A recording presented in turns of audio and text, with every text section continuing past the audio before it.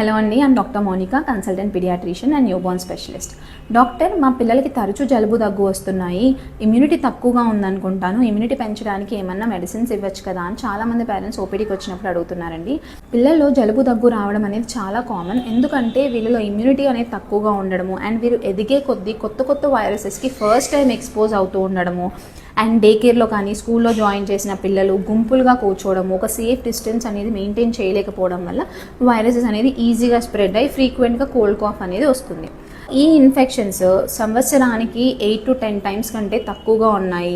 పిల్లలు యాక్టివ్గా ఉంటున్నారు, సిమ్టమ్స్ ఒక 7 to 10 daysలో ఇంప్రూవ్ అయిపోతున్నాయి, గ్రోత్ అండ్ డెవలప్మెంట్ నార్మల్ ఉంది అంటే మీరు భయపడాల్సిన అవసరం లేదండి. ఇది నార్మల్ వైరల్ ఇన్ఫెక్షన్సే ఉంటాయి. ఒకవేళ ఈ కోల్డ్ అండ్ కాఫ్ అనేది చాలా ఫ్రీక్వెంట్గా రావడము, సివియర్గా ఉండడము, 2 వారాలను మించి తెమడతో కూడిన దగ్గు రావడము, ఎదుగుదల అనేది ఎఫెక్ట్ అవ్వడము, ఆయాసం కానీ ఊపిరి తీసుకుంటున్నప్పుడు పిల్లి కూతల్లాగా వినిపిస్తే వెంటనే మీ పీడియాట్రిషియన్ని కలిసి వాళ్ళ సజెషన్ ప్రకారం ట్రీట్మెంట్ అనేది తీసుకోవాల్సి ఉంటుంది. ప్రతి కోల్డ్ అండ్ కాఫ్కి మెడిసిన్ అవసరం లేదండి. దగ్గు జలుబు రాగానే ఫార్మసీకి వెళ్ళిపోయి ఆర్ ప్రీవియస్ ప్రిస్క్రిప్షన్స్ ప్రకారం మెడిసిన్స్ తెచ్చేసుకొని వాడేయకూడదు. ఇవి పిల్లల బాడీ మీద చాలా సైడ్ ఎఫెక్ట్స్ చూపిస్తాయి. సో లాస్ట్ పాయింట్ వచ్చేసి ఇమ్యూనిటీ బూస్టింగ్ మెడిసిన్స్ ఉంటాయా?